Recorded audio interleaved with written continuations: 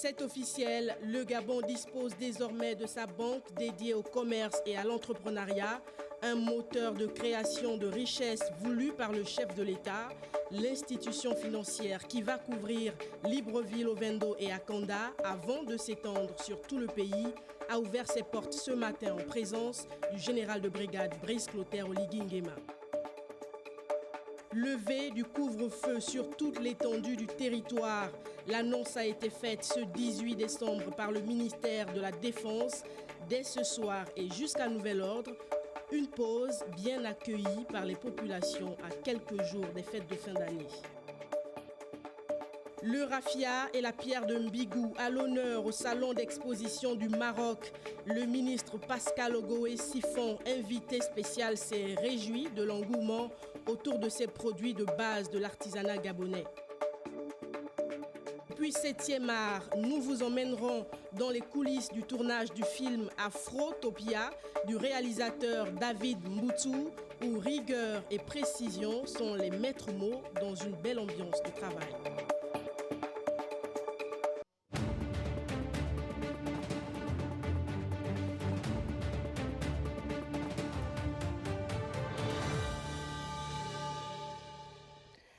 Voilà pour les titres. Madame, Monsieur, bonsoir et bienvenue dans votre journal. En ouverture, on parle de cette inauguration ce matin de la Banque pour le commerce et l'entrepreneuriat du Gabon, une structure au capital de 17 milliards de francs CFA, 100% gabonais, prioritairement dédiée aux très petites et moyennes entreprises. C'est donc un partenaire stratégique pour l'entrepreneuriat dont le siège social a été officiellement ouvert en présence du chef de l'État, Brice Clotaire Oligui Nguema, la communication présidentielle. Le tissu bancaire gabonais se consolide davantage avec l'ouverture de la Banque du commerce et de l'entrepreneuriat du Gabon. Objectif, accompagner toutes les initiatives privées en matière évidemment entrepreneuriale. La présence du promoteur de cette idée, le chef de l'État Brice Clotaire Oligui Nguema, confirme la solennité de l'événement. La cérémonie inaugurale de ce jour restera à jamais marquée dans les annales de l'histoire de notre pays. Le président de la République matérialise ici son ambition de restaurer la dignité du Gabonais à travers de nombreux mécanismes de création d'emplois décents. La BCEG est l'incarnation de votre vision éclairée, de votre engagement pour le bien-être des Gabonais. Elle est le fruit d'une volonté politique forte et d'une réponse concrète à un défi crucial, la lutte contre la précarité, en particulier celle qui frappe durement nos jeunes compatriotes. En initiant la création de cette institution bancaire, vous avez choisi de créer un outil destiné à libérer les énergies entrepreneuriales des Gabonaises et des Gabonais, à leur donner les moyens de réussir et à favoriser une prospérité partagée sur l'ensemble du territoire national. La vision d'un Gabon attractif pour les affaires et les investissements se dessine résolument avec un capital de 17 milliards de francs CFA et un actionnariat 100% gabonais. La nouvelle banque cible les émergents et prioritaires. Il s'agit d'un partenariat stratégique pour répondre aux défis économiques actuels et futurs. Fruit d'un partenariat stratégique entre l'État gabonais et le groupe BGFI Bank, doté d'un capital de 17 milliards de francs CFA. La BCEG vient approfondir le paysage financier national. En effet, la BCEG se positionne comme un acteur novateur avec une mission claire: dynamiser l'économie locale en soutenant les très petites entreprises, les petites et moyennes entreprises ainsi que les particuliers, en proposant des solutions adaptées, innovantes et résolument tournées vers le digital. La phase protocolaire a laissé place à l'inauguration proprement dite. Coupure du ruban symbolique, visite du siège social de la BCEG avant la présentation des offres de produits et services. Dans la foulée, les premiers souscripteurs ont bénéficié de matériel roulant. Allons tout de suite à la présidence de la République où, peu avant cette cérémonie d'inauguration de cette institution bancaire, le chef de l'État a reçu en audience ses dirigeants qui étaient accompagnés du gouverneur de la BEAC pour les derniers réglages. On fait le point avec la communication présidentielle. Soutenir les efforts du Gabon dans le renforcement du système bancaire et financier, c'est le but de la visite du gouverneur de la BEAC à Libreville à l'occasion de l'inauguration de la Banque pour le commerce et l'entrepreneuriat du Gabon par le président de la transition. L'inauguration de cette nouvelle banque traduit la volonté du président de la République et de son gouvernement à soutenir les initiatives de développement économique au niveau du Gabon. Et pour ma part, en ma qualité de gouverneur de la Banque des États de l'Afrique centrale, je me réjouis, et c'est une fierté d'ailleurs, je suis engagé à soutenir cette initiative, à soutenir la nouvelle structure bancaire qui voit le jour au Gabon et à accompagner les dirigeants afin que cette structure puisse véritablement contribuer à l'essor de l'économie gabonaise. En recevant également les dirigeants de la BCEG à son cabinet ce jour, le général Brice Clotaire Oligui Nguema veut encourager l'entrepreneuriat local et promouvoir le renforcement de l'inclusion financière afin de permettre à chaque Gabonais de bénéficier d'un partenaire fiable pour la matérialisation de ces projets. Toujours à la présidence de la République pour parler de santé cette fois, avec cette séance de travail qui a permis au chef de l'État, au professeur Adrien Mougougou et aux responsables des entités placées sous la tutelle du ministère de la Santé de statuer sur la rénovation des plateaux médico-techniques de nos hôpitaux. La presse présidentielle. Le bien-être des Gabonais, cette préoccupation demeure assurément au centre de l'agenda du chef de l'État, le général Brice Clotaire Oligui Nguema.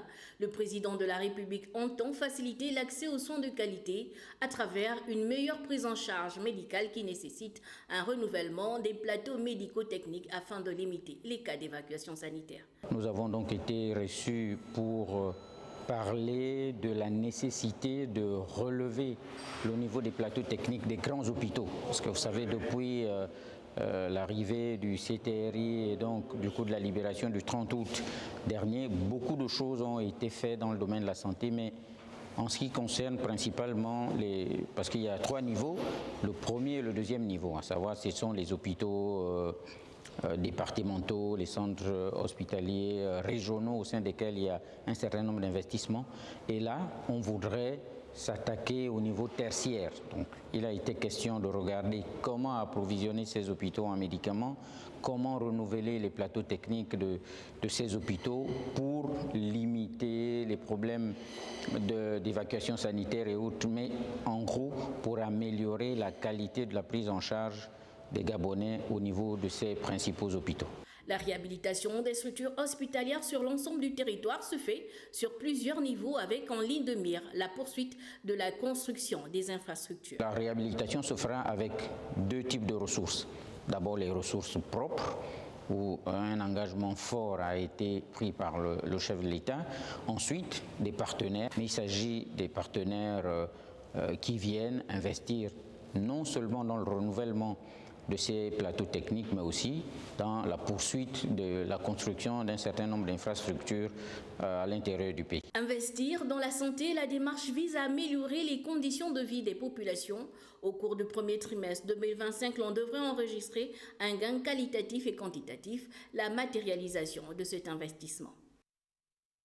Et puis le chef de l'État a aussi reçu le vice-président des ventes internationales des avions commerciaux Boeing dans le cadre du développement de Fly Gabon. Ils ont abordé la question de la formation des pilotes et l'acquisition de nouveaux appareils. Les discussions seraient en cours pour un début de collaboration en 2025. Presse présidentielle. Les questions de l'aviation et connectivité aérienne, longuement évoquées ici au cabinet du président de la transition. Accompagné des représentants de Fly Gabon, le vice-président des ventes internationales des avions commerciaux de Boeing est venu proposer au chef de l'État son expertise afin d'accompagner cette compagnie. Nous avons échangé sur la mise en place d'une compagnie aérienne nationale.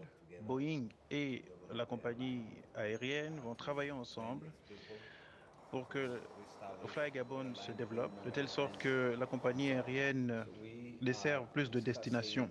Les discussions sont en cours et nous proposons un ensemble de services, notamment la formation du personnel de Fly Gabon, des pilotes, la fourniture de nouveaux appareils au Gabon, la mise en place ou l'ouverture de destinations supplémentaires sur le continent mais également à l'extérieur. Le président a donné des instructions claires pour que la compagnie aérienne se développe davantage pour desservir le plus grand nombre de destinations possibles. Donc Boeing est ici pour aider à cela justement.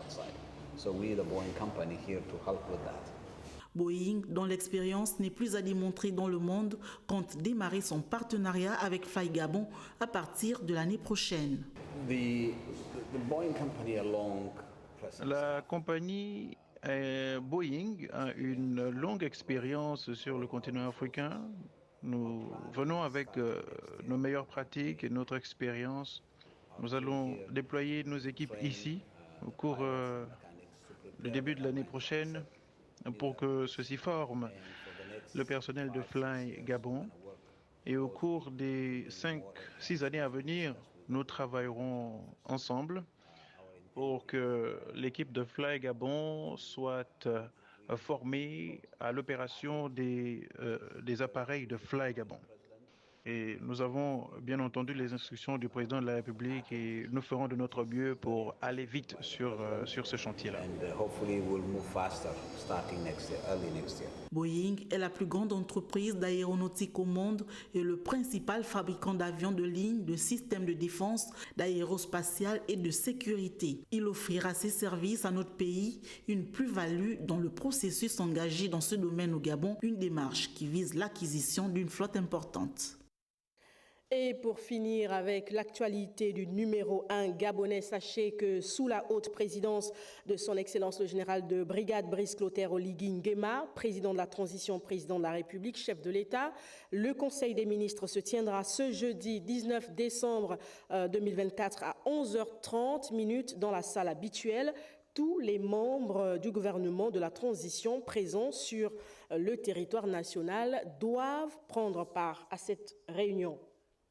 L'actualité de ce soir, on va également la chercher à la primature. Le Premier ministre de la Transition a échangé avec les leaders des organisations syndicales de la main-d'œuvre non permanente. Les discussions portaient sur un préavis de grève déposé auprès de leurs tutelles respectives. La communication de la primature nous explique. Au terme des échanges entre partenaires sociaux et gouvernement, les responsables des organisations syndicales de la main-d'œuvre non permanente ont suspendu leur préavis de grève. Nous retenons quelque chose de cette rencontre parce que le Premier ministre a bien fait de nous appeler dans le strict respect de la loi, parce que lorsque nous déposons un préavis de grève selon le mode syndical, on laisse 8 jours francs pour que la partie adverse puisse réagir. Et il nous a appelés dans les 8 jours. Et compte tenu que les négociations ont démarré, donc pour le moment, nous allons surseoir la grève durant toute la période de la négociation. Face au gouvernement, les syndicalistes soulèvent deux préoccupations. Nous ressortons avec une information que nous allons avoir encore une nouvelle rencontre pour mieux épiloguer sur les questions posées. La première question, c'était celle des intégrations des agents de la main-d'œuvre non permanente en fonctionnaires. L'autre question, c'était l'appurement de la dette de la CNSS. Et il a demandé à tout le collectif et à tous ceux qui l'accompagnent de fournir encore d'autres informations, le temps que lui aussi, il se réunit avec ses ministres sectoriels. Donc le ministre de Compte public, le ministre de la fonction publique et le ministre du Travail. Depuis sa mise en place en septembre 2023, le gouvernement de la transition a placé le dialogue social au centre de ses préoccupations en recevant l'organisation syndicale de la main-d'œuvre non permanente et en ouvrant des négociations. Le gouvernement est résolument engagé à trouver des solutions aux problèmes soulevés par cette catégorie d'agents.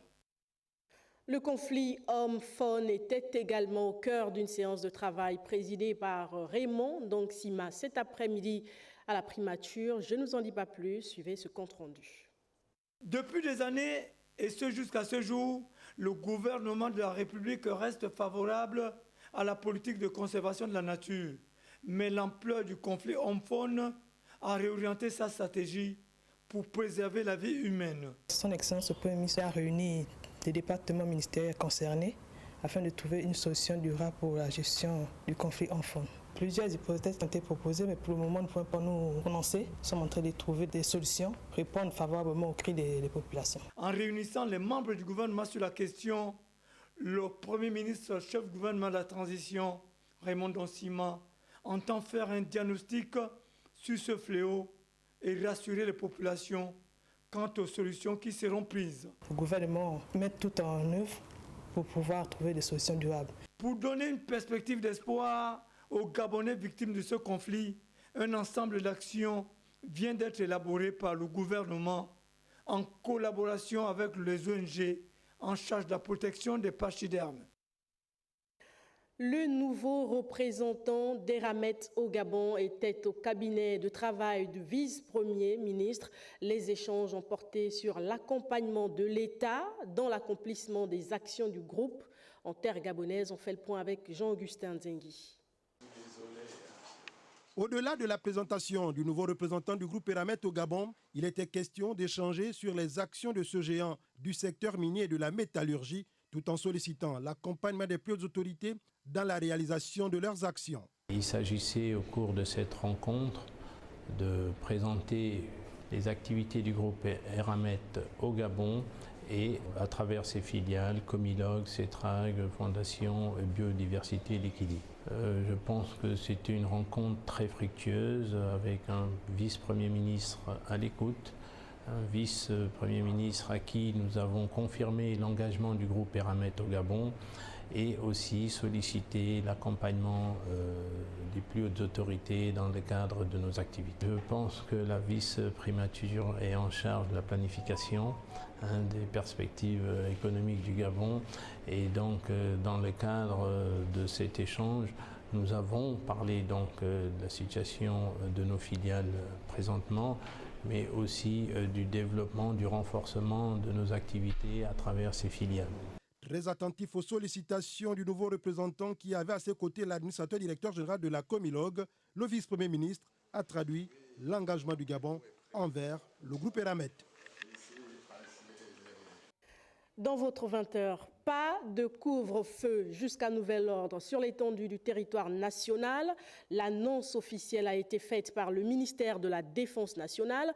Retour sur les propos du général de division aérienne Félicien Coy, le directeur de cabinet de la ministre de la Défense nationale. Communiqué du ministère de la Défense nationale. Le ministre de la Défense nationale informe les populations que sur les très hautes instructions de son Excellence, le général de brigade Brice Clotaire Oligui Nguema, président de la transition, président de la République, chef de l'État, chef suprême des forces de défense et de sécurité, le couvre-feu est levé à compter de ce jour, mercredi 18 décembre 2024, jusqu'à nouvel ordre sur toute l'étendue du territoire national. Par cette mesure, le président de la transition veut offrir l'opportunité à l'ensemble de ses concitoyens de célébrer les fêtes de fin d'année dans la quiétude, la cohésion et la communion. Cette mesure marque également le souci constant du chef de l'État d'accompagner les opérateurs économiques de tous les secteurs. Par ailleurs, les forces de défense et de sécurité sont appelées à assurer l'ordre et la sécurité dans le respect de l'état de droit. fait à Libreville le 18 décembre 2024, le ministre de la Défense nationale, général de corps d'armée Brigitte Ankanoa. Et c'est une bouffée d'air frais pour les nocturnes et une bonne nouvelle à quelques jours des fêtes de fin d'année. La décision a réjoui les Gabonais dès l'annonce. Nous tenterons d'ailleurs de rentrer en liaison avec notre journaliste Rita Bogondon qui se trouve actuellement dans les rues de la capitale pour vivre l'ambiance. Mais avant, je propose ces quelques réactions au micro de Eva Ayingon Ebong et Cédric Zengdou. C'est une bonne chose en soi parce que ça va permettre à certaines personnes de faire des choses qu'elles ne pouvaient plus faire auparavant. Beaucoup d'opérateurs économiques se plaignaient. Déjà ceux qui ont leur business le soir avaient du mal à trouver la solution à leur travail. Pour plus de sécurité, ils n'ont qu'à mettre des services de police un peu partout dans la ville. C'est une bonne chose d'abord pour l'économie. Même pendant qu'on a libéré le couvre-feu, la sécurité doit travailler et avoir, n'est-ce pas, une bonne cohérence avec la population. Parce que pendant le couvre-feu, il y a des familles qui ne sont pas véhiculées. Maintenant, une famille où il y a un cas de maladie et que les taximens sont garés, on devait faire comment? Donc on dit merci aux autorités et que vraiment c'est une levée que nous-mêmes nous allons respecter. Habitué à faire 5 tours il y a dans 15 000. Maintenant, à cause du couvre-feu, on ne peut même pas arriver à 5 tours. On a levé, c'est tant mieux aussi. Bon. Certains de nos frères étaient un peu stressés parce qu'il faut rentrer. Mais là, ça montre directement que le président est à l'écoute vraiment des Gabonais. Quand même, ça nous empêche de travailler. Parce que souvent, on vient ici, il y a beaucoup de clients, on n'arrive pas à partir, c'est à cause de couvre-feu. En tout cas, merci beaucoup. On va pouvoir travailler désormais librement. Avec la rentabilité, avec TaxiGab, maintenant on va s'émouvoir. Toujours un triage. On a levé le couvre-feu, c'est bon, parce qu'il y a des gens qui ont des activités la nuit.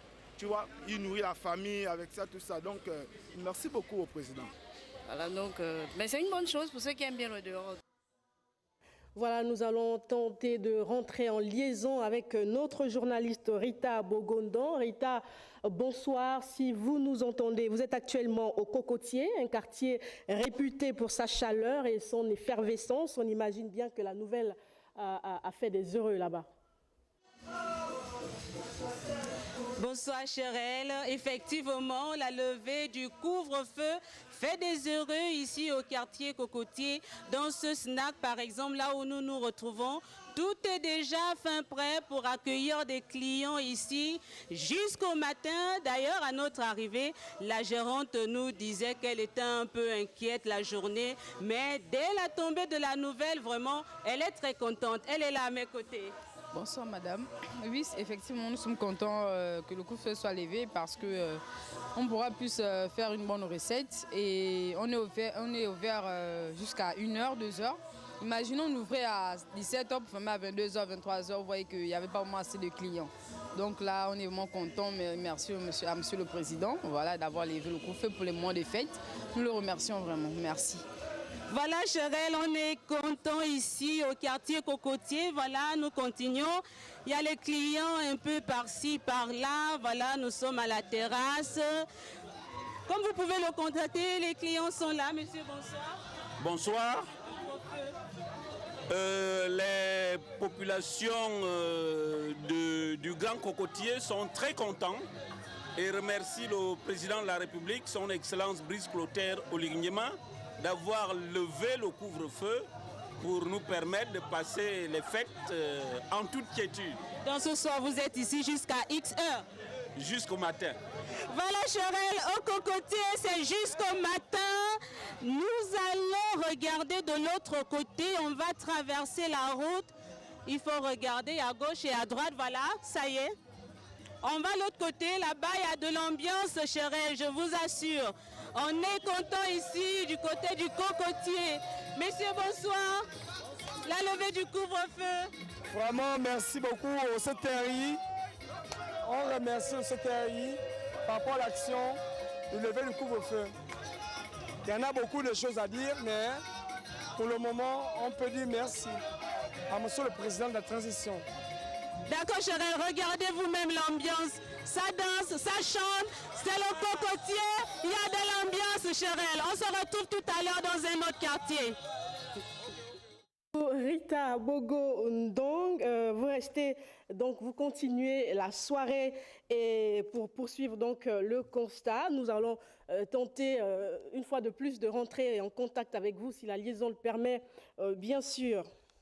Poursuite de ce journal, c'est donc une décision de levée qui va avoir un fort impact sur l'économie nationale avec une hausse certaine, comme on vient de le voir, de l'activité dans plusieurs secteurs très éprouvés depuis le début de cette mesure du CTRI. Yves Yono fait le point. Couvre-feu levé. La mesure est officielle. La plus haute autorité du pays a pris la décision de mettre fin à la restriction de la liberté de circulation totale des populations à certaines heures. Économiquement parlant, c'est après plus de 4 ans de couvre-feu, c'est une nouvelle qui sera bien accueillie auprès du secteur de la nuit et auprès des opérateurs économiques qui sont concernés. Donc en gros, on peut dire que c'est une nouvelle intéressante et formidable pour les opérateurs économiques. Ça va stimuler l'activité économique de la nuit, ça va relancer les emplois, et ça va augmenter les recettes fiscales. À partir de là, l'État avait intérêt à relancer et sinon à limiter le couvre-feu, sinon à l'annuler pour les périodes de fête. Il y a comme un ouf de soulagement dans l'opinion gabonaise. Mieux, les opérateurs économiques investis dans les activités de nuit accueillent cette mesure avec enthousiasme. Il est important de pouvoir lever ce couvre-feu pour pouvoir permettre de stimuler le secteur, l'activité économique. Et naturellement, en dehors des secteurs comme les boîtes de nuit, les bars ou les cinémas, il y a d'autres activités, notamment le transport, notamment les sécurités privées, qui vont pouvoir aussi être stimulées par rapport à la levée de ce couvre-feu-là. Il y a de la joie dans l'air. Fortement touchés et impactés par ce couvre-feu, les activités des opérateurs de la nuit ont été dans un état de paralysie et d'asphyxie. Conséquence, faible rentabilité, arrêt des transactions, plus de clientèle, galère, dur. Il y aura un effet multiplicateur dans tous les autres secteurs qui sera favorable pour l'économie à long terme. Et ça va se caractériser par une augmentation fiscale du secteur pour les impôts cette année. Par voie autorisée, c'est officiel. Tout peut être comme avant. Et ce geste du président est perçu comme une autre forme de libération. Les fêtes de fin d'année s'annoncent belles en mieux au Gabon.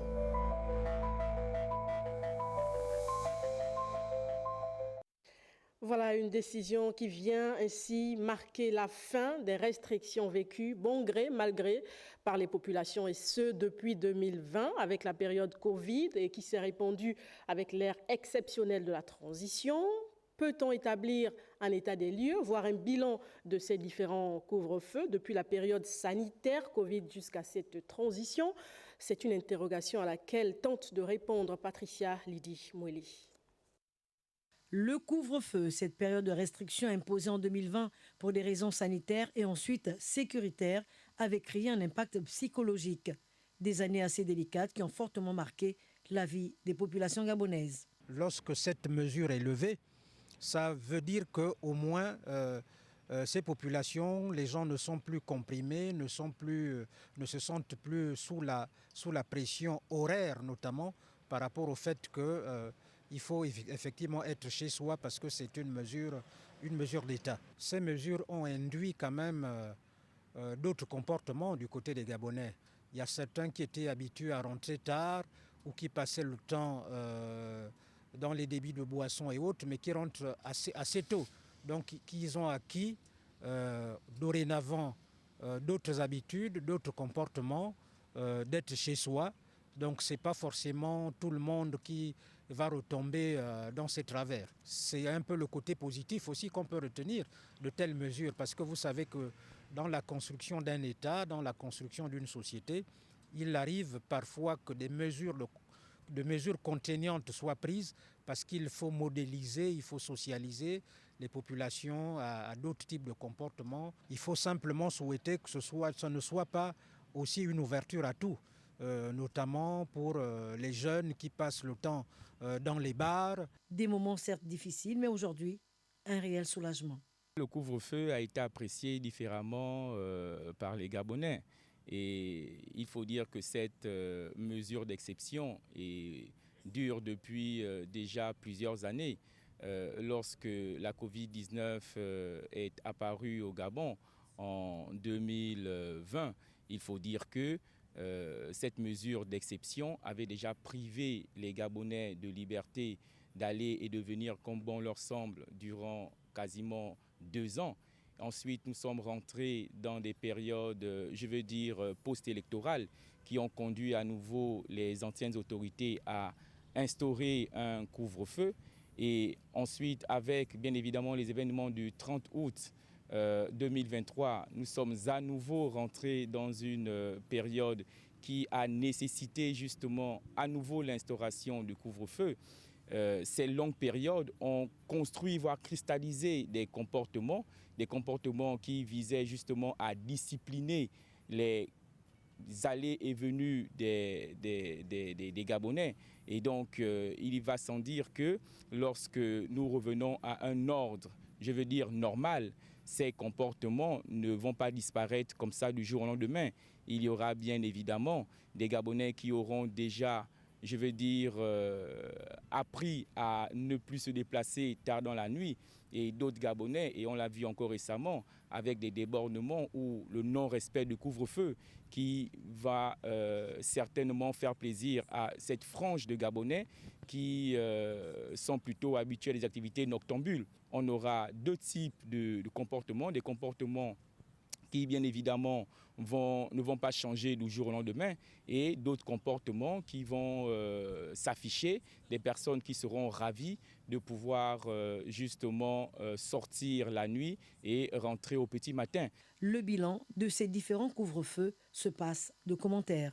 Oui, bien évidemment qu'il y a un bilan à faire, et je pense que le premier bilan qu'il faut établir, il est d'abord d'ordre sécuritaire. Donc ce sont les autorités, du moins le ministère de l'Intérieur, qui doit pouvoir justement chiffrer, quantifier en termes d'incidents, en termes d'insécurité, les différentes périodes qui auront couvert ce couvre-feu, cette mesure d'exception. On a aussi un bilan qu'on peut faire, ce sont aussi les hôpitaux, puisqu'on sait très bien que pendant les périodes, on va dire, où il n'y avait pas le couvre-feu, on enregistrait quand même au niveau des hôpitaux, d'accord, un certain nombre d'incidents, d'accidents. La levée du couvre-feu, les voiries du Grand Libreville ainsi que l'effectivité de l'opération d'établissement de la carte nationale d'identité électronique dans la province de Logoué-Maritime, c'est votre revue de presse. Cabrel, Guilain, les mamies, bonsoir. Bonsoir à tous. Les autorités de la transition ont annoncé ce jour la levée du couvre-feu sur l'ensemble du territoire national. Une lueur d'espoir pour de nombreux Gabonais. Pour le quotidien L'Union, qui titre d'ailleurs « Levée du couvre-feu au Gabon, un répit pour les populations ».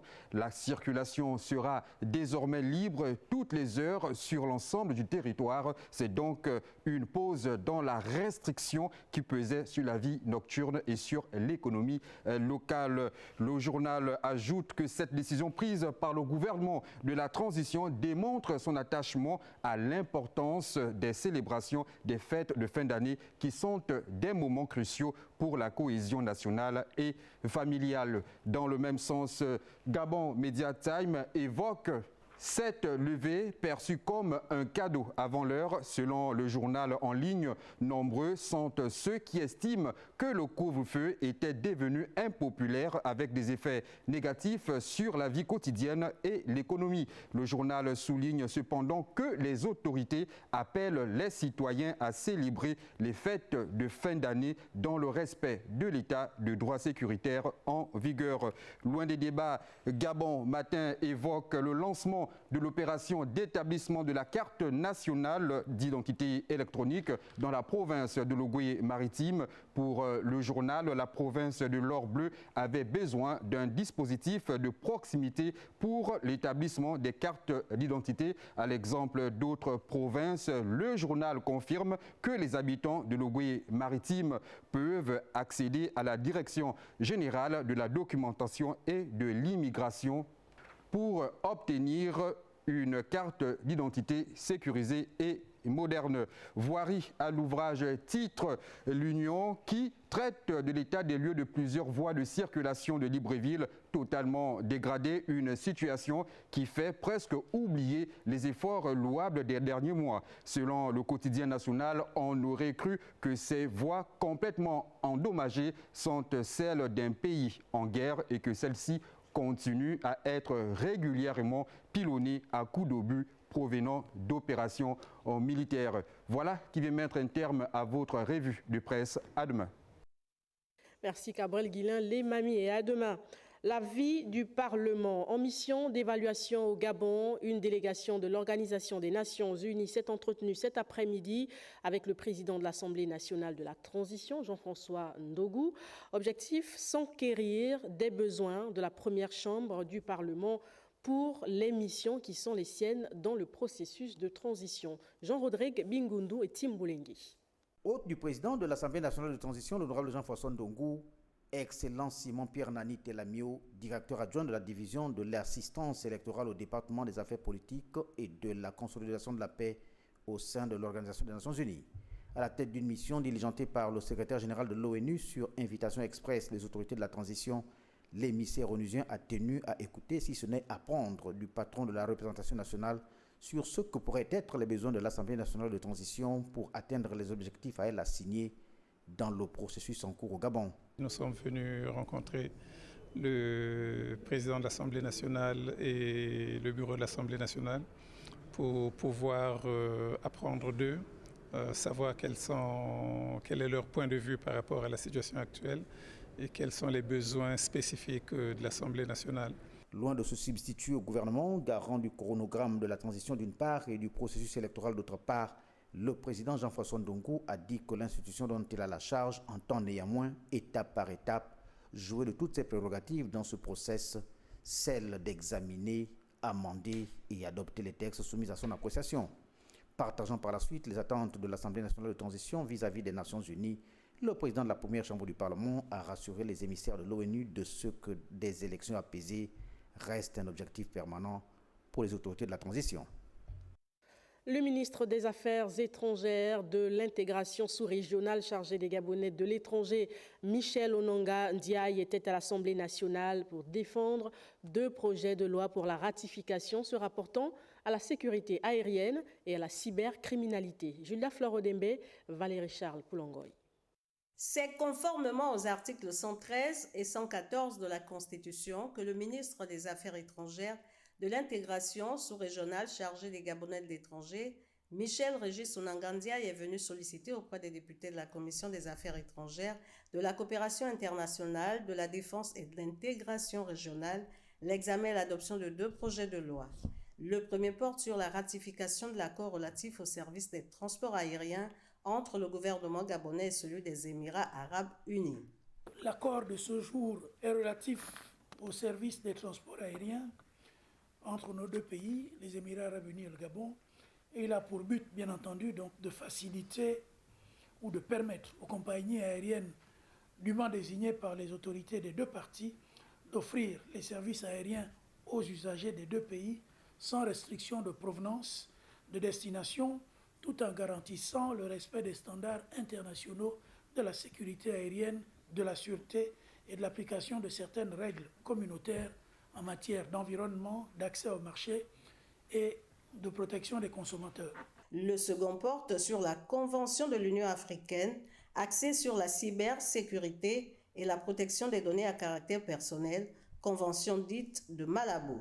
L'objectif poursuivi par la Convention de Malabo est de renforcer et d'harmoniser les législations actuelles des États membres et des communautés économiques régionales, CER, en matière de technologie de l'information et de la communication, dans le respect des libertés fondamentales, ainsi que des droits de l'homme et des peuples. Elle retient une approche très large de la cybersécurité, impliquant l'encadrement des transactions électroniques, la protection des données à caractère personnel et la lutte contre la cybercriminalité. Notons que ces 2 projets de loi portant ratification contribueront à n'en point douter au développement de notre économie d'une part et au renforcement de la lutte contre la cybercriminalité observée dans le monde d'autre part. Au terme des discussions, une commission ad hoc a été mise en place pour un examen au fond. Fin de l'atelier de renforcement des capacités des agents de la Direction générale du commerce sur la déontologie professionnelle. Les participants en sortent mieux outillés et prêts à aborder leur future mission de contrôle. Le point avec Cyril Bertrand-Gualeko et Michel John Boudégan. 48 heures, c'est le temps mis par les participants à cet atelier de renforcement de capacité d'être édifiés sur les thématiques abordées, à savoir l'éthique et la déontologie professionnelle, la représentation commerciale conformément aux dispositions en vigueur, la réglementation du commerce extérieur en République gabonaise et les procédures de surveillance et d'inspection de l'activité commerciale. Ça a été un atelier très enrichissant. J'ai retenu la déontologie administrative. J'ai retenu également qu'un agent, lorsqu'il est sur le terrain pour des inspections, il va pour défendre son administration. Donc il y a un certain comportement qu'il faut afficher vis-à-vis des opérateurs économiques parce que nous sommes là pour les accompagner, les sensibiliser. La thématique qui a centré mon intérêt, c'est celle qui porte sur le commerce extérieur. Il y a beaucoup de choses à faire, il y a beaucoup de choses à revoir.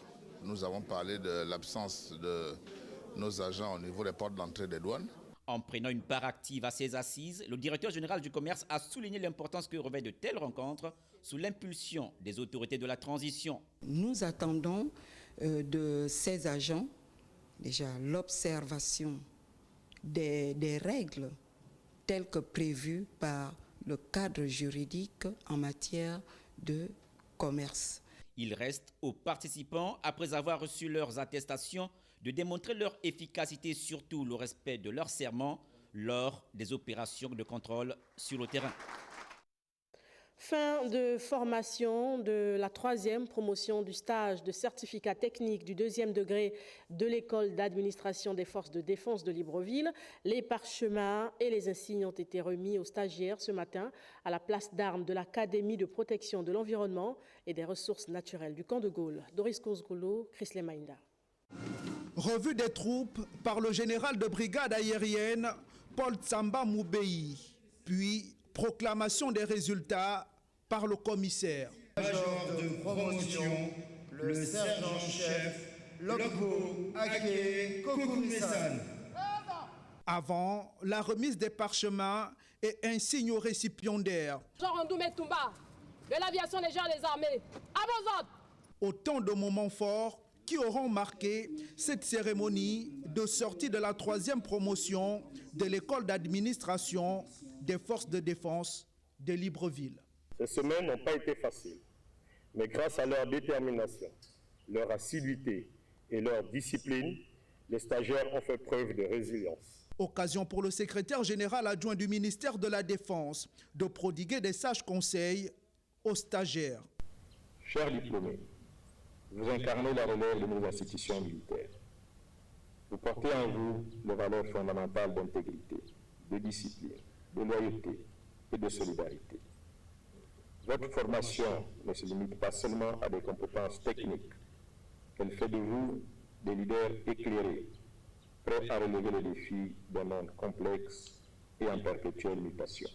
Après plus de 16 semaines de formation, ces 20 stagiaires venus des 4 coins de l'Afrique sont attendus dans la pratique pour dérouler les connaissances acquises sur la gestion des structures militaires. Rideau sur les travaux de l'atelier de formation à l'École nationale d'administration, axé sur les curricula de la filière administration scolaire et universitaire. Au cours de ces assises, les experts ont défini quelques axes engagés dans les réformes de l'ENA. Jean de Dieu Gomes Gombi et Justin Jana.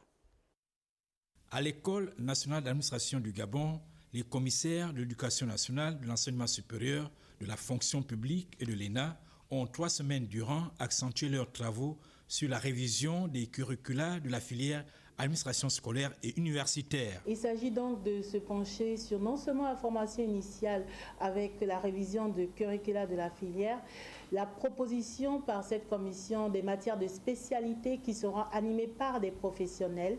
Il s'agit de revisiter aussi la recherche administrative et appliquée pour qu'il y ait un lien entre la filière et les travaux de ce centre. Au cours de cet atelier de formation, les experts se sont appesantis sur l'expérience, la compétence et le profil. Le texte qui existe, qui nous a permis de comprendre que là-dessus, donc administrateur scolaire universitaire, est appelé à évoluer dans sa carrière, mais au cours de son évolution, on peut devenir administrateur scolaire universitaire principal. Ça, on l'a découvert au cours des travaux. Ces réformes ont pour objectif d'amener l'ENA aux standards internationaux de grandes écoles. Les institutions sont au service des usagers. L'ENA est au service des usagers et l'ENA met l'accent sur la révision, sur une réflexion sur la politique de la formation, sur le contenu de la formation pour assurer aux usagers, aux Gabonais, des administrateurs compétents. Créée en 1962, l'ENA compte aujourd'hui 8 filières dont la première année de formation est basée sur un tronc commun, quand la deuxième est réservée à la spécialisation. Ce mercredi, la cérémonie de remise de diplômes aux étudiants de l'UPSA EAE a eu lieu à la salle des fêtes de la garde républicaine, 6 au 9 étages. Un moment mémorable pour célébrer les acquis des diplômés de la promotion Cheikh Anta Diop de l'Université polytechnique des sciences appliquées, qui s'attelle à élaborer et transmettre les connaissances pour marquer une nouvelle étape dans le parcours académique. Andy Tungi et Varis Dontomo. Ils sont 72 étudiants à recevoir leur diplôme après plusieurs années de formation au sein de l'Université polytechnique des sciences appliquées.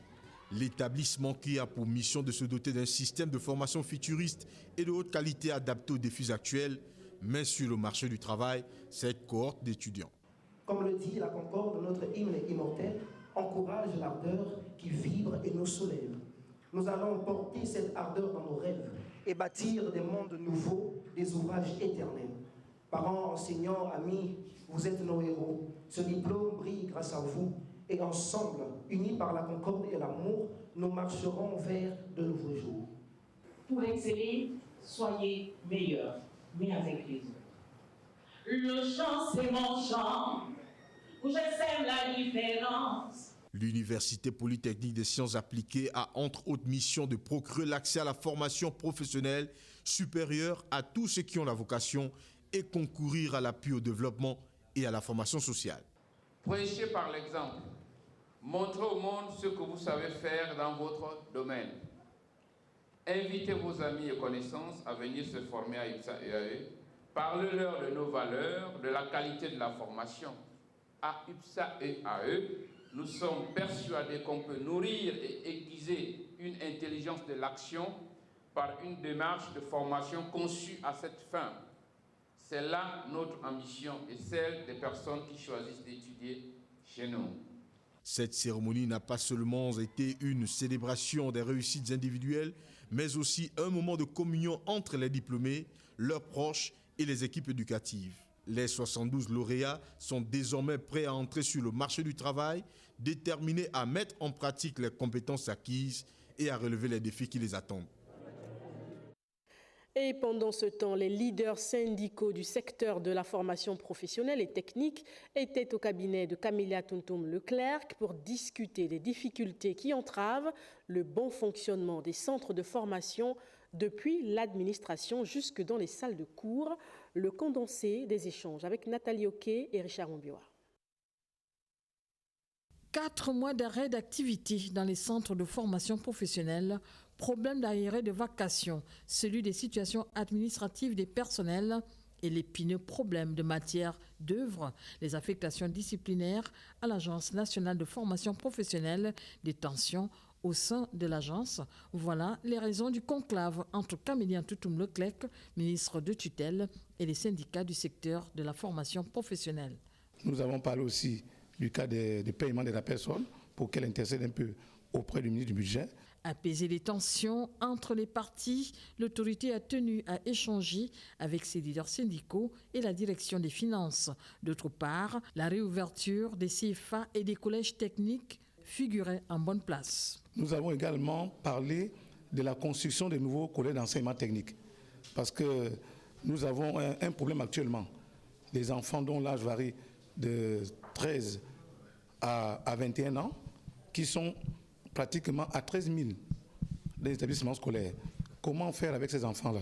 Donc ceux qui ont envie d'intégrer l'enseignement technique, donc, elle nous a fait comprendre que l'État est en train de construire, va construire bientôt 30 collèges d'enseignement technique Avant leur retour dans les salles de classe, l'autorité a promis la poursuite des rencontres pour la recherche des solutions pérennes, notamment le paiement des vacations pour les examens officiels du DTS, des CAP, des BTS et d'autres volets d'attention. Un petit tour à l'étranger où le Gabon était invité d'honneur au salon d'exposition du Maroc. Là-bas, le raffia et la pierre de Mbigou ont charmé les visiteurs sous le regard du ministre du Tourisme et de l'Artisanat, Pascal Ogowe Siphon. Le compte-rendu avec Yannick Menga. Un pas de plus pour l'artisanat gabonais. Après s'être entretenu au siège de l'ambassade du Gabon au Maroc avec les jeunes Gabonais venus se former en hôtellerie et artisanat à Rabat, c'est à Kénitra, ville à 40 minutes de Rabat, où se tient un salon d'exposition artisanal africain, que le ministre du Tourisme et de l'Artisanat s'est rendu. Lors de cette exposition, ces artisans sont venus promouvoir le travail artisanal gabonais en général et ceux de la pierre de Mbigou et du raffia en particulier. La mise en place d'un marché virtuel entre le Gabon et le Maroc est en projet. Nous sommes ici à Kénitra pour une opération d'envergure, celle de jumeler deux savoir-faire, l'artisanat marocain et l'artisanat gabonais. Je crois que ça va être un succès, d'autant plus que les deux pays ont en commun cette possibilité de faire ensemble, de progresser ensemble. Et nous sommes très contents d'être portés par le Maroc sur l'artisanat qui a une longueur d'avance. Nous allons pouvoir positionner nos produits de l'artisanat à côté des produits marocains. C'est une très bonne chose et je crois que pour tous les artisans gabonais, c'est une très bonne nouvelle. Le Maroc génère près d'1 milliard de francs CFA de son PIB à travers l'artisanat chaque année. C'est donc tout naturellement un guide de choix pour l'artisanat gabonais qui a donc sa place dans l'écosystème artisanal international. Durant cette exposition, la culture gabonaise a été mise en avant à travers ses ambassadeurs de l'art culturel Made in Gabon. Affaire Faubert Gabon. Allons tout de suite à Port-Gentil pour suivre l'opération de retrait des produits du groupe des rayons de commerce et des lieux d'entreposage, désormais interdits à la vente en raison des risques qu'ils peuvent présenter pour les consommateurs. Une mesure administrative qui intervient après le signalement des produits avariés de l'entreprise. On regarde. La mission aurait été incomplète sans l'intervention de cette étape qui consiste pour la mission conjointe à Gaza DGCCRF, ici auprès des principaux clients de Faubert, au retrait notamment des boissons Coca-Cola fabriquées par l'opérateur économique douteux avec des intrants périmés au mépris de la santé des consommateurs. Nous avons été à Faubert pour essayer de faire une inspection. On a regardé les entrepôts et les chambres froides et comme je le disais déjà, ce sont les mêmes infractions qu'on a constatées qu'à Libreville. Donc par mesure de précaution, comme le produit qui est le plus incriminé, c'est le Coca-Cola, ça nous a amené à faire une descente chez les plus grands clients de Faubert afin de mettre en quarantaine tous les produits Coca-Cola qui ont été distribués ces derniers temps par Faubert. Mais ces trois commerçants ne sont pas les seuls, les DP en ont conscience. Nous faisons le retrait des magasins de ces produits et nous les mettons dans les entrepôts en attendant la suite de l'enquête. Nous avons visité aujourd'hui 3 grands magasins parce que ce sont les 3 principaux clients de Faubert. Les autres, on va mettre des équipes sur le terrain qui vont faire le travail. Les produits retirés des rayons seront stockés dans des entrepôts en attendant la suite de l'enquête. Entre-temps, des voix s'élèvent dans l'opinion pour réclamer de la mission conjointe à Gaza DGCCRF qu'elle s'intéresse également à la qualité des produits alimentaires mis en vente au Gabon par les Libanais, en l'occurrence les surgelés. 10 couples se sont dit oui lors d'un mariage collectif à la mairie du 4e arrondissement de Libreville. Des hommes et des femmes, certains en situation de handicap, mais très heureux de l'officialisation de leur union rendue possible grâce à la solidarité du ministère des Affaires sociales et de l'Église de la Nouvelle Alliance. Rodrigue Mukonzanzai, Paul Jessica Nkole, Tuntum. L'Éternel Dieu dit, il n'est pas bon que l'homme soit seul. Je lui ferai une aide semblable à lui. Selon le livre de Genèse dans son 2e chapitre au verset 18, une recommandation biblique bien comprise par l'Église de la Nouvelle Alliance et le ministère des Affaires sociales qui ont conjointement organisé cet événement qui a uni 10 couples à la mairie du 4e arrondissement de la commune de Libreville. Nous travaillons à ce que les familles sortent des ténèbres qu'on appelle concubinage ou l'admirable lumière qu'on appelle mariage. Donc nous travaillons à bâtir des familles fortes. Avant même que ces mariages ne soient célébrés aujourd'hui, nous avons eu le temps d'encadrer, de conseiller, d'entretenir, d'éduquer la jeune femme. Je suis content, j'ai béni Dieu de nous avoir fait la grâce de se marier. Des mariages pleins d'enseignements, car ayant uni des personnes valides et vivant avec un handicap pour certains d'entre eux, un fait concret qui vient briser les stigmates et désormais écarter les questions de marginalisation sociale, notamment dans le domaine marital. Cette activité rentre dans le cadre de la solidarité nationale prônée par les plus hautes autorités du pays, en tête desquelles le président de la République. Nous voulons aussi en même temps nouer la simplicité de ces 10 couples. Notons que pour cette circonstance, tous les couples ont opté pour le régime monogamique et bien commun, alors que personne ne sépare ce que Dieu a uni. Des couples à qui la rédaction de Gabon Première souhaite un heureux ménage. Brève provinciale en images avec Betty Warel Nzembe. Séminaire de formation à l'endroit des directeurs d'écoles primaires et des instituteurs des classes de 5e année à Mouila, dans la province de Langounié. Cet atelier qui se tient en prélude à l'organisation du certificat d'études primaires a permis à ces enseignants de renouer avec les épreuves orales et sportives dans les établissements scolaires du premier degré interrompus depuis 2019 pour cause la Covid-19. La formation s'est tenue au centre de perfectionnement pédagogique Nyonda Makita. Puis, dans le Wellentem, précisément Habitam, plusieurs produits avariés ont été détruits par les agents de la brigade départementale de la Direction générale de la concurrence, de la consommation et de la répression des fraudes, ceci au cours d'une inspection inopinée. Cette opération a pour objectif de renforcer la sécurité alimentaire des consommateurs. Direction le Haut-Togoué pour finir. Dans la commune de Lekoni, les populations des localités résidant autour du parc national des plateaux Batéké ont été sensibilisées sur la nécessité de réintroduire une famille des lions dans ces terres protégées. Le parc national des plateaux Batéké et l'ONG Pantera ont conjointement mené cette mission d'explication en présentant le bien fondé de cette action sur le plan socio-économique.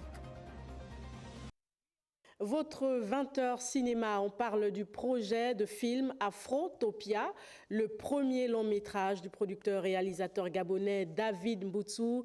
La fiction met en lumière des thématiques liées à la quête identitaire, le capitalisme, l'écologie et le conflit de génération. La mise en scène empreinte d'une dimension à la fois lyrique et iconique se passe en pleine forêt gabonaise dans le nord de Libreville. Fernand Zambé, Guy Franklin Mangenga ont assisté au tournage de quelques scènes. Le décor naturel ici au Cap Esterias épouse bien le scénario d'Afrotopia, une fresque initiatique familiale et communautaire, à la fois contemporaine et historique. Les thèmes tournent autour du capitalisme, la résurgence de la spiritualité, l'écologie. C'est à peu près une trentaine de personnes qui ont été mobilisées pendant toute cette durée. On parle d'écologie. Les traditions gabonaises sont profondément écologistes, si je puis dire, parce qu'il est question d'harmonie avec soi, avec son environnement. Un rêve d'avoir un premier rôle dans un film de fiction. La perception de l'acteur culturel va vraiment bien plus loin que juste des aspects artistiques. On rajouterait à ça effectivement d'autres responsabilités sociales. Le projet Afrotopia, premier long métrage de David Mboutsou, met en révélation la touche technique et artistique de jeunes cinéastes. On est tombé sur un thème clair-obscur. Clair-obscur, c'était pour mettre en valeur le travail qu'on voulait faire par rapport à la culture, à l'environnement. On a la chance pour alimenter toutes ces sources, quels que soient les sites, de travailler avec le groupe de Gabon Télévision et leur groupement Wato. Donc vraiment quelque chose qui nous permet, on va dire, de ne pas avoir de soucis d'énergie. Afrotopia traite des questions de conflit de génération, père-fils qui ne s'accordent pas sur le drame écologique. Le film, qui aura pris plus de 40 jours de tournage, sera disponible en salle en 2025. Revenons sur la levée du couvre-feu et prenons des nouvelles de notre journaliste Rita Abogo-Ndong qui poursuit son constat dans les rues de Libreville. Rita, si vous nous entendez, vous avez tenu à nous faire vivre l'ambiance au soir de cette annonce et vous êtes précisément au quartier Louis. Effectivement, Chérel, nous sommes à lui. Nous sillonnons d'ailleurs les quartiers du Grand Libreville. Je vous assure que les opérateurs économiques sont contents par rapport à la mesure. Et là, je suis accompagnée de Marlène, n'est-ce pas Marlène? Oui Rita, alors nous sommes chez Jeannot et ici le personnel est bien préparé à accueillir les clients jusqu'au matin. Alors monsieur, que pensez-vous de cette mesure? Vraiment, nous on est fait qu'être contents de cette mesure. Vraiment, on est fiers du président et on est content. Vraiment, vous voyez que je suis en émotion et qu'on remercie vraiment les autorités d'abord, avant tout, de penser à nous. Vraiment, nous, on les félicite pour cette action-là. Et vous voyez, si vous avez remarqué, déjà les gens ont commencé à venir. Donc ça veut dire que les clients viennent en sachant bien qu'ils n'ont pas à s'inquiéter par rapport à l'air. Donc, nous, on les remercie pour ça d'abord. Voilà. Voilà Rita, alors on est chez Jeannot, il est 21h passé, le couvre-feu est levé. On fait comment? On rentre, Michel et Steve sont dehors depuis 5h30 du matin. Il faut rentrer. Chérel, on rentre. Merci Rita, Abogo-Ndong et Marlène Mbina de nous avoir fait vivre ces moments rentrés. Faites attention à vous. Le sport, on parle du tournoi de basketball Wilfried Lendibi qui a connu son épilogue au gymnase du Prytanée militaire. C'est la team Basketball for Life qui a remporté le titre de champion du tournoi devant l'équipe Corpo de la santé militaire sur le score de 5-4, Fernand Nzambé et Guy Franklin Manginga. Et Tondar fièrement brandi, prêts à représenter valablement leur écurie. 13 clubs de la province rivalisent de talons sur le ring, dans cette compétition de combat mixte au niveau relevé. Bienvenue à la première journée du championnat de l'estuaire de Muay Thai. Ouverture de saison avec le championnat provincial de l'estuaire, donc un championnat qui nous permet de garder nos athlètes en forme pour les prochaines compétitions. Donc, pour la saison 2024-2025, nous avons prévu beaucoup de compétitions et beaucoup de stages pour garder nos athlètes en forme. Hormis l'aspect préparatoire de ce tournoi provincial, il offre également un tremplin aux athlètes pour nourrir de grandes ambitions. C'est très satisfaisant. Le combat était dur. J'ai fait juste 2 semaines d'entraînement de reprise parce que j'étais en stand-by. Donc j'ai repris, ça fait 2 semaines d'entraînement et j'ai essayé de faire cette ouverture de la compétition. Je remercie encore à la Ligue de Muay Thai d'avoir participé à ce combat, ce très beau combat. Et par la grâce de Dieu, j'espère qu'on va aussi faire encore de beaux combats. La particularité de cette première journée de qualification est ce sourd-muet au talent immense, dont le handicap n'est point un frein au succès, sinon plutôt une véritable source de motivation. Il a d'ailleurs livré l'une des plus farouches confrontations du jour et il en est sorti vainqueur. Un élément à suivre de près pour la suite. Mesdames, Messieurs, suggestions, qu'est-ce que vous me proposez? Santé. Au nord, santé. Quelqu'un d'autre? Éducation. Finance. Qu'est-ce qu'on note? Découverte. Découverte. Qu'est-ce qu'on note? Politique. Culture. Droit. Quelqu'un d'autre? Divertissement. Très bien. Sport. Sport. De nouvelles entrées sur Gabon Première. Et dans ces nouvelles entrées, votre capsule Éco-Finance, à la demande de plusieurs téléspectateurs, nous revenons ce soir sur les différents éléments qui tournent autour de l'épargne. Je vous laisse suivre cet élément et je vous dis au revoir, belle soirée et à demain à 20h.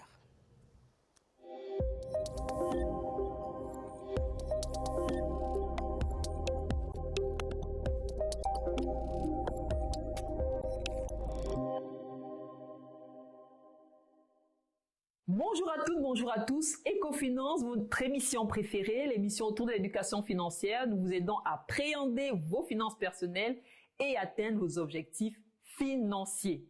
Nous allons parler aujourd'hui et ce soir de l'épargne. L'épargne qui est un élément important de notre vie parce que ça nous aide à pouvoir anticiper, à prévoir, à pouvoir, au travers de l'épargne, faire des projets de vie. Comment on arrive à épargner, comment on arrive à mettre de l'argent de côté. Nous allons voir ensemble les différents éléments autour de l'épargne. Notamment, nous avons vu qu'il y a deux principaux éléments, le revenu ou les dépenses. Pour pouvoir épargner, il y a deux solutions. Soit nous dépensons le moins possible, donc nous jouons sur la partie des dépenses. Nous allons voir aujourd'hui au travers de cette émission comment dépenser moins pour pouvoir épargner plus. Soit vous augmentez vos revenus pour pouvoir faire face à vos dépenses et pouvoir mettre de côté et anticiper vos projets de vie. Ce soir, nous allons mettre le pied dans le plat et nous allons commencer par les dépenses. Les dépenses, elles sont constituées de quoi? Nous avons les dépenses primaires, les dépenses que vous connaissez tous. Ça peut être le loyer, les transports, la santé, la prévoyance. Il faut savoir une chose de manière très claire. Lorsqu'on veut épargner, même si c'est 25 francs par jour, 100 francs par jour, moi je connais des personnes qui ont des tirelires qui mettent 25 francs, 100 francs par jour. C'est essentiel de pouvoir mettre, même si c'est un peu de côté. Pourquoi on va le faire? C'est parce qu'on a une vision. Nous vous encourageons à écrire une vision, un objectif. Pourquoi vous souhaitez dépenser moins? Pourquoi vous souhaitez vous restreindre? Qu'est-ce que vous poursuivez? Quels sont les buts de votre vie? Quels sont les objectifs que vous souhaitez atteindre? Sans objectif, sans but, vous n'allez peut-être pas comprendre aujourd'hui ce que nous allons faire et qu'est-ce que nous allons faire comme formation, comme information ce soir, tout simplement parce que vous n'avez pas d'objectif. Écrivez vos objectifs. Qu'est-ce que vous souhaitez faire dans 5 ans, dans 10 ans? Et cela sera une motivation pour vous afin de mettre de côté. Donc, on épargne pour un objectif, on épargne pour un but. Donc, pour les dépenses, nous avons les besoins primaires, comme nous l'avons dit. Nous avons l'un des postes les plus importants, c'est le loyer. Donc, la règle que nous allons partager ce soir, c'est la règle de 50, 30 et 20.